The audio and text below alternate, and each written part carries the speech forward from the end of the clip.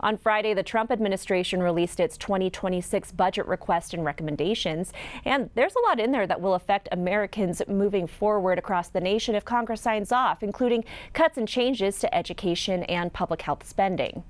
One note of particular interest to Idaho as we head into fire season, a proposal to consolidate federal firefighting programs. Currently, 5 federal agencies, split between the USDA and Department of Interior, handle firefighting responsibilities on federal lands, which the Trump administration says creates significant coordination and cost inefficiencies that result in suboptimal performance. But elsewhere in the request, the administration proposes hundreds of millions in cuts for National Forest Service management, Forest Service operations, conservation programs, and forest and rangeland research. Again, spending is up to Congress, so we'll wait and see what's next. But President Trump's proposals for public lands don't end there. In March, Trump issued an executive order to streamline federal forest management and increase timber production on those lands. Here in Idaho, Governor Brad Little issued his own executive order last week directing the Idaho Department of Lands to expand management partnerships with the U.S. Forest Service. 40% of Idaho is covered with forests, and much of it is federally managed forests that are not in good condition. And for too long, much of these forests have remained totally untouched, like for about 40, 50 years. And they've created a tinderbox of fuels that threatens communities, air quality, and our environment. In fact, in Idaho, we've got a map of 6 million acres of federal forest land that has been designated as severely at risk of both insect disease and, of course, after those two comes catastrophic fires. The state of Idaho, my predecessor was a big part of that, has led the country in standing up programs such as Good Neighbor Authority and Shared Stewardship to help federal partners increase the pace and scale of active management on federal ground. And this week, Governor Little declared May to be Wildfire Awareness Month, noting the unprecedented growth of the wildland-urban interface that has elevated the need for wildfire prevention and preparedness at both the community and individual homeowner levels, as well as cooperation between federal, state, and local agencies for fire awareness efforts. On Monday, Idaho Department of Lands Director Dustin Miller sat down with associate producer Logan Finney to discuss IDL's collaboration with the Forest Service under Agency Chief Tom Schultz, as well as IDL staffing and whether federal budget cuts may impact wildland management and fire mitigation efforts. Director, thanks for joining us. Thank you, Logan. Happy to be here. So we're speaking today in the context of last week, Governor Little signed an executive order addressing our relationship with the feds when it comes to managing fire. This plays into a executive order that President Trump signed last month. Talk to me about the order that was signed last week, and this working relationship and the changes that are happening. Absolutely, Logan. You know, we've got a situation on our hands here in Idaho where large portions of our national forests are at risk for insect and disease infestations and consequently wildfire. The Trump administration acted in early March with the president himself coming out with an executive order aimed at expediting treatments of areas of federal land. So some of that includes additional timber harvesting, but a lot of it has to do with restoration of those lands. What Governor Little's executive order that he signed in Coeur d'Alene last week does is really add to that. It's complementary to that. It's a signal to the Trump administration that we're serious about helping out here. We're living amongst the risks here in Idaho, and we've got the capabilities and the skill sets to be able to help the Forest Service in this endeavor and help them make a difference to improve the conditions of National Forest System lands and really increase the pace and scale of those restoration efforts. So we're excited to be a part of that, and I think it's something that most Idahoans, I think, can rally behind because we're really focused on making these lands more resistant and resilient to catastrophic fire, protecting natural resources, and protecting communities. I think we're all kind of tired of breathing smoke in July and August and into September here in Idaho. I think as we continue to expedite some of this work in partnership with the Forest Service, the hope is that we'll see less of that, right? You'll see more restoration work happening in the shoulder seasons, prescribed burning, for example, post timber harvest, and hopefully you can eliminate some of the fine fuels that way. In the shoulder seasons, we're always going to have fires, but this serves as a way to help try to increase the pace and scale and minimize the impact of wildfire during fire season. How much of this is the typical changing of the guard that comes with a new administration in D.C.? I mean, we've got President Trump appointing all of his folks to run the agencies. We've got now an Idahoan who will be in charge of the Forest Service. How much of this is the typical changeover, and how much of this is an actual, we have an emergency situation on the ground when it comes to how fires are behaving and we need to do something about this? Well, Logan, I think it's a little of both, right? You went from a Democratic administration to a Republican administration. This administration is serious about improving the conditions of these lands, job creation, what revenue from these lands can mean for the American people. And I think that, when we talk about the situation on federal lands, we're talking about a crisis. And in fact, the last administration called this a wildfire crisis, and they implemented a wildfire crisis strategy. But the last administration didn't act like it was a crisis, even though they called it that. What the Trump administration is doing now, and with Chief Schultz's leadership, we're treating this like a crisis. And they came out of the starting blocks hot with ideas on how to expedite the treatments of federal lands to address this forest health crisis and this wildfire crisis in Idaho. So I think the president has assembled a lot of the right people to be methodical, but act quickly to come up with strategies, engaging states and other partners to get a lot more of this work done to improve the condition of our National Forest System lands. Idaho's been somewhat of a leader in this area too. We've got our Good Neighbor Authority, we've got the Shared Stewardship Program. Can you talk about those two programs for folks who aren't familiar with them and their place in this? Absolutely, Logan. The Good Neighbor Authority came to be through the 2015 Farm Bill, and language in the Farm Bill allowed the federal government to partner with states and leverage the states' abilities and strengths and contracting procedures as well to get more work done and to improve the pace and scale of Forest Service lands. In 2016, the legislature passed a concurrent resolution that directed the Department of Lands to engage with the Forest Service and the Bureau of Land Management to establish these relationships, establish these agreements, and start to staff up in a methodical way to get more of this work done on federal lands. What the G&A program does is twofold. One, we utilize our forestry expertise, so our foresters. We utilize our streamlined contracting procedures to help hire the NEPA contractors and the other contractors to do the work. And we're able to establish these timber sales and administer these timber sales from start to finish. And that's additional volume that the mills need here in Idaho.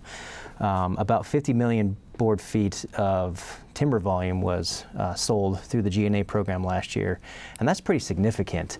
That's between 24 and 27% of the entire volume sold by the Forest Service statewide. That's huge. So if we're putting up nearly a quarter, maybe more than a quarter, of the timber sales for the Forest Service statewide through G&A, that's huge.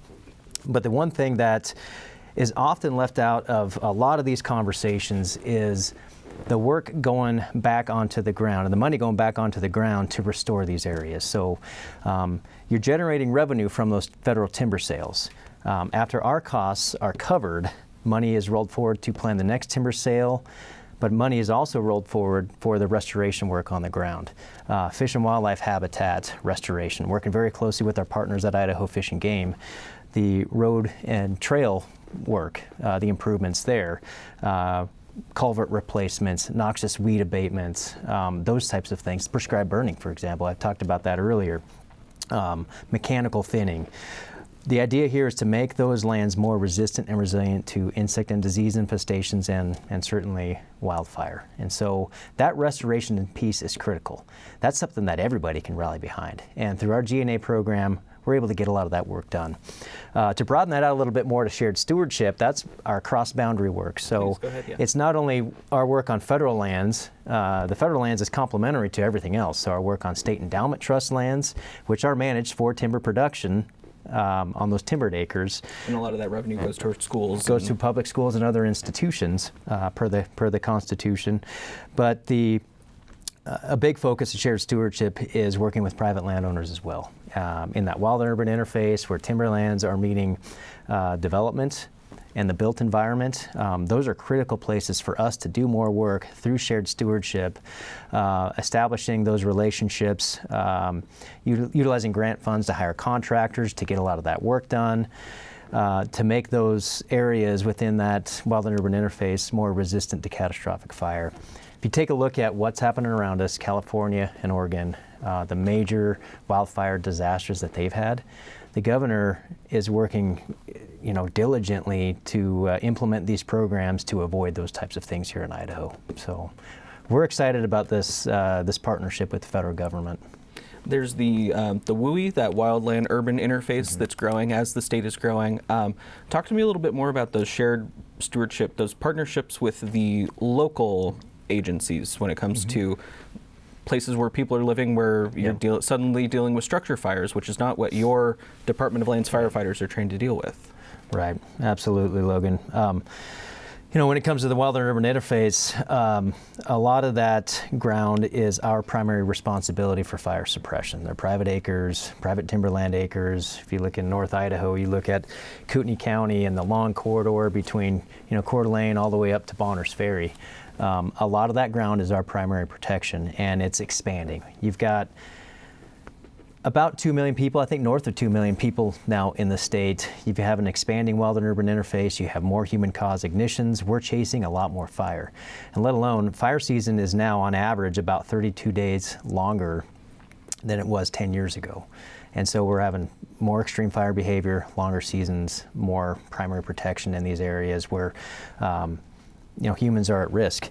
And so relying heavily on the local fire service organizations, the structure departments, our relationships with the Idaho Fire Chiefs Association, it's critical. And I think those relationships are only becoming stronger. For example, Chief Niemeyer here with Boise Fire.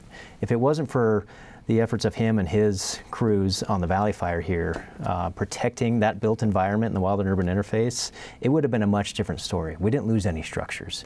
And that was an all hands on deck, multi-agency response between Department of Lands, Forest Service, BLM, and Boise Fire. And of course, Boise Fire brought in other municipal resources. But those relationships before the fire and during the fire, and certainly after the fire, are critical. And so that's part of our focus moving forward, is really solidifying those relationships and building even new partnerships to be able to tackle this wildfire crisis in Idaho. On the other side of the equation, there is the federal part. We just spoke about your relationship with the locals.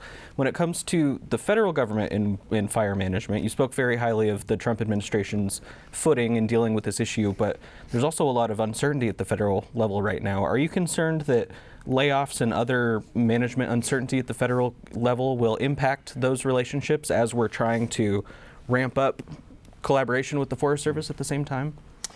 Well, certainly the Trump administration is looking to right-size the federal government, right? I don't know what that looks like, but they're working diligently to figure that part out. Certainly there is a concern about the reduction in force on the federal side.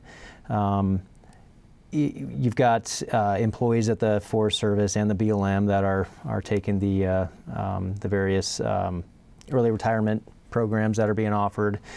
And a lot of those folks, while they may not be primary fire, they're secondary fire. They've got their normal day jobs, but they also participate in fire, whether fire line leadership, participating on teams, supporting our boots on the ground.